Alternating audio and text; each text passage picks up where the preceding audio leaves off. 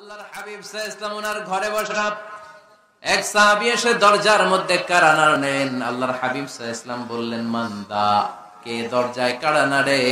সাহাবী বললেন, আনা, আমি। বিশ্বনবী বললেন, মান আনতা, তুমি কে? সাহাবী কয়, আনা আনা। আরে নবী, আমি। রাসূল সাল্লাল্লাহু আলাইহি ওয়াসাল্লাম, কিসের আনা আনা? নাম বলো মিয়া। আনা আনা কান্নাহু কারিহাহা। রাসূল সাল্লাল্লাহু আলাইহি ওয়াসাল্লাম ওর কথাটাই রিপিট করলেন। রাসূল সাল্লাল্লাহু আলাইহি ওয়াসাল্লাম জিজ্ঞেস করলেন, কে? বলে, আমি। আরে তুমি কে? সাহাবী বলে, হুজুর আমি। আল্লাহ রাসূল বলে, আমি। এটা কোনো নাম হইল? নাম বলো। আল্লাহ রাসূল সাল্লাল্লাহু আলাইহি ওয়াসাল্লাম রেগে গিয়ে দুইবার বললেন, আমি। তা আমি বললেন না, আবার নামটা বলবেন। আমি কোনো নাম হইল? তো সাহাবী বললেন, আমি। রাসূল সাল্লাল্লাহু আলাইহি ওয়াসাল্লাম বললেন, না, আমি তোমার নাম না, তোমার নাম বলবে। তাহলে কারোর সাথে দেখা করতে গেলে প্রথম কাজ হচ্ছে অ্যাপয়েন্টমেন্ট নেয়া, 2 নাম্বার অনুমতি চাওয়া, দরজায় নক করে সালাম দেওয়া, আর নাম বলা। রাজি আছেন? অনুমতি ছাড়া কারো ঘরে ঢুকবেন? কে কে ঢুকবেন? হাত তুলেন তো দেখি। অনেকে তুলে ফেলছে হাত ভুলে। না, ভুল করে হাত তুলছেন, সমস্যা নাই, কিন্তু কারো ঘরে অনুমতি ছাড়া, পারমিশন ছাড়া কখনো প্রবেশ করা যাবে না। এটা কি আপনাদের মনে থাকবে?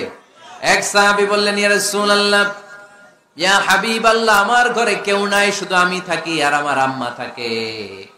আস্তাযিনু আলা উম্মি, আমার মায়ের ঘরে যেতেও কি আমার অনুমতি লাগবে নাকি? আল্লাহর হাবিব বললেন, তুহিব্বু আন তারাহা উরিয়ানা, তুমি কি চাও নাকি তোমার মাকে তুমি উলঙ্গ দেখবে? সাহাবী বললেন, না, কশিন কালেও আমার মারে আমি উলঙ্গ দেখতে চাই না।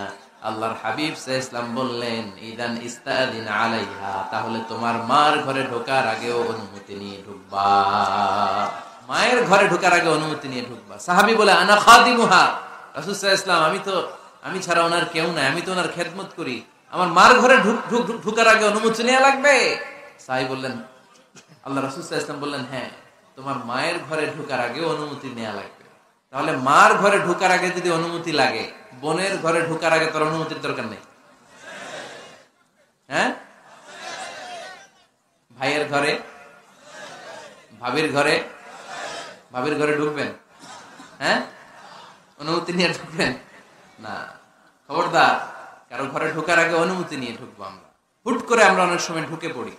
সে হয়তো বিশ্রাম নিচ্ছে, অল্প কাপড় পরে শোয়া, বা বিছানায় এমন ভাবে পড়ে আছে, ওই অবস্থায় সে কারোর সাথে দেখা করতে চাচ্ছে না। ওই অবস্থায় হুট করে ঢুকা যাবে? নক করেন, সালাম দেন, নাম বলেন, পারমিশন চান। এই সময়ের মধ্যে সে নিজেকে গুছিয়ে প্রিপেয়ার্ড হবে, আপনার সামনে আসার উপযোগী করে নেবে নিজেকে, ঠিক কিনা? দিস ইজ ইসলাম। আওয়াজ করে বলেন, দিস ইজ ইসলাম। এটাই ইসলাম। শুধু জিকির করা ইসলাম না, জিকির করাও ইসলামের একটা অংশ। শুধু লম্বা দাড়ি রাখাই ইসলাম না, শুধু নামাজ পড়তে পড়তে কপালে দাগ ফেলানো ইসলাম না। কারো ঘরে ঢোকার আগে অনুমতি নিয়ে যাওয়ার নাম ইসলাম। কথা বুঝতে পেরেছেন? তাহলে কারো ঘরে ঢোকার আগে পারমিশন নিব, সালাম দিব। হুট করে আজ থেকে কারো ঘরে ঢুকবো না। ইনশাআল্লাহ পড়বেন না?